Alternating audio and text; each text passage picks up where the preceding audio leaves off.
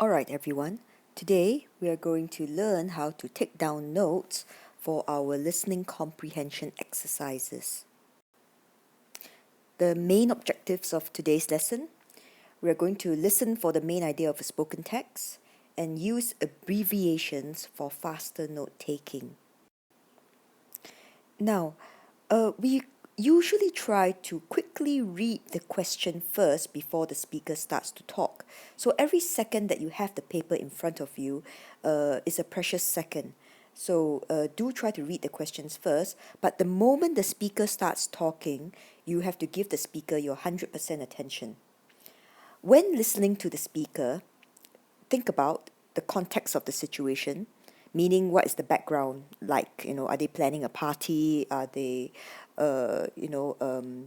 maybe talking about a test the next day, to predict what kind of information is important once you know what the context is. So let's say, for example, you're arranging to meet a friend somewhere. Naturally, information to do with time and place would be important.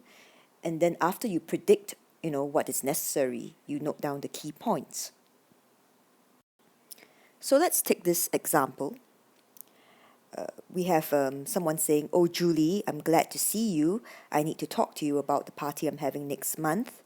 So, all right, the moment you hear the word party, you know that it's something to do with planning a party or going to a party. So naturally, the time and the date of the party is important. And you might even need to bring certain things or wear a certain type of clothes, a certain style of clothes, like formal clothes or casual clothes. So the key words here were party and next month. Party and next month. And then, of course, the person replies, "Good. I was going to ask you about it, Paul. Do you need any help organizing it?" And the person replies, "It's nice of you to offer to help, but I'm almost done with the planning." So the important thing here to note is that the planning was done. Now, I want you to note that I didn't actually underline everything. Basically, what I did was I just noted down the key point, and I didn't write in a complete sentence because these are just notes to me. Whenever you answer something on a paper, yes, it has to be a complete sentence. But when you are taking down your own notes, you don't have to have it in a complete sentence. In fact, you can use abbreviations. I will show you later. So, like I said, do not write down the whole sentence, just write down the keywords, planning done. And then create your own short forms, instead of writing out, next month in full. You can even have your own short form like next month. I personally have my own short forms. For example, when I want to say the something or the something, I will just write down like this. Okay. If I want to say that the person's at a place, I'll say at. All right. And you can have, an unlimited number of short forms. It's up to you. So let's continue with our little exercise here. The person replies, "The trouble is, I've invited 50 people from the school and from the sports club I belong to, and now I'm going to have to contact them all again." So, as you are listening, you will suss out the main points like problem, okay, or trouble, right? Problem. And instead of using, the full word problem, I just wrote down PROB, okay? And then I wrote down 50 people, but instead of saying people in full, I have my own short form, PPLE, and then I wrote down the word school and sports club, and then I have to contact them again, and maybe you can write down call instead of contact. And then the person replies, "Why is that?" "I didn't expect to have so many people to say they're coming.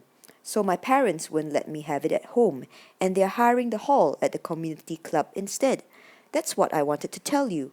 Fortunately, it won't cost much." So I have my short form here, too many coming, not home. So it will be at the hall, community club, because it's cheap. Okay.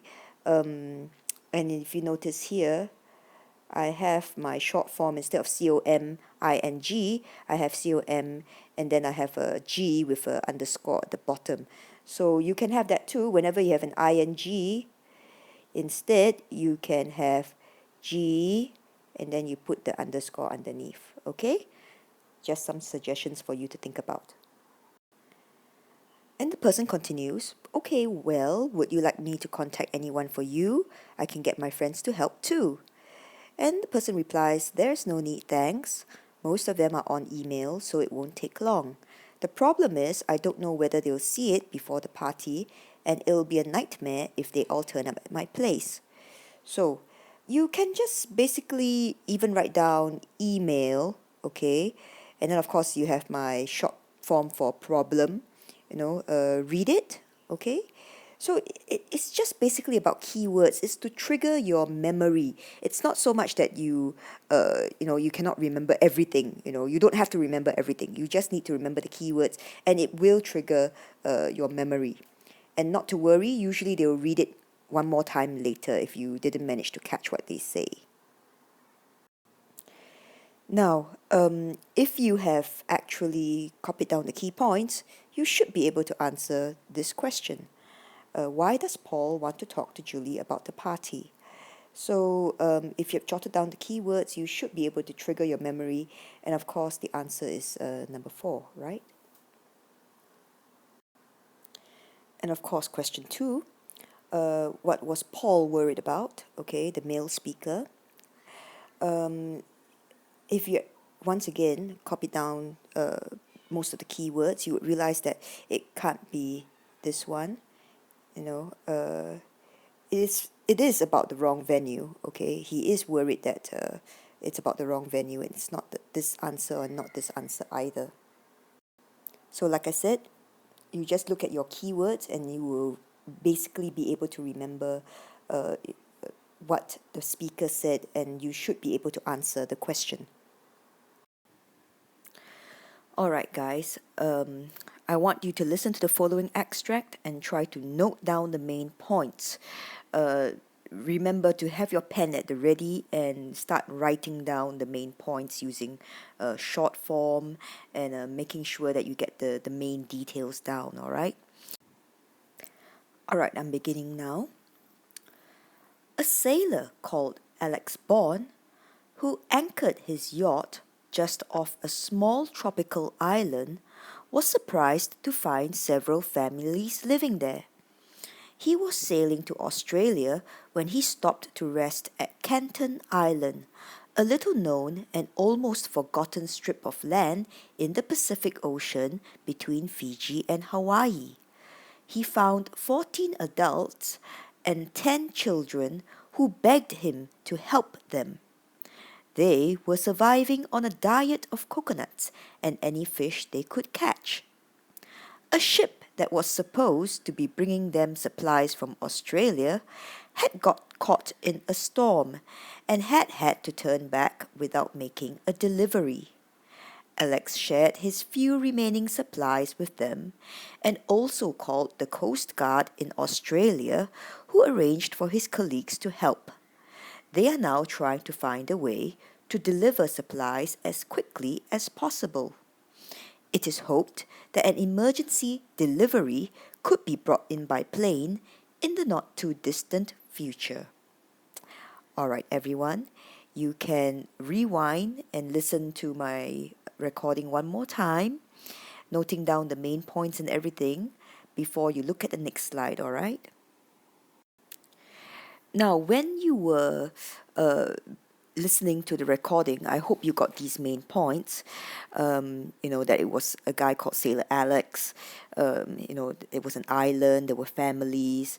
Then it was in Australia, and he was resting at Canton Island, and just write down main points like Pacific Ocean, Fiji, Hawaii. You can even try to write down the prepositions like it was between Fiji and Hawaii, for instance.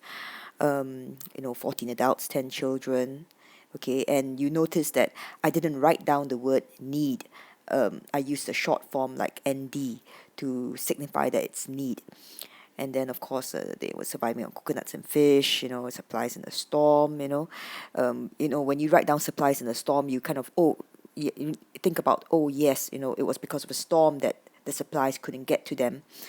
And he shared his food. He called the Coast Guard, and his colleagues were going to arrange for a emergency delivery plane soon.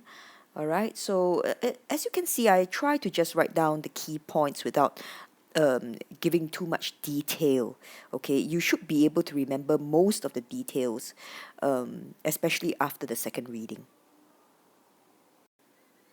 So, what do you think is the answer to this? You can refer back to the recording to get the answer if you want, but do answer the question by yourself right now. Similarly, over here, what did the sailor do for the islanders? Again, try to answer the question first before you go back to the recording to check. These are some examples of abbreviations that I've come up with before. Instead of having the ing, I have the G with an underscore underneath. Instead of having TION or SION behind a word, like intention, you can have an N with an underscore to represent the word, or rather the syllable ION. And instead of using the word and, I use a plus sign. And for something that is the result of or will lead to something, I use the something like an arrow sign. All right. The most important thing is you have to create abbreviations of your own. Everybody's abbreviations are different, and what works for you might not work for someone else. So it's important to start thinking of things like this, because once you enter poly or uni, your lecturers are going to be talking very quickly and you would want to copy down what they say. So make sure that you have your own set of abbreviations by then. It will really, really help.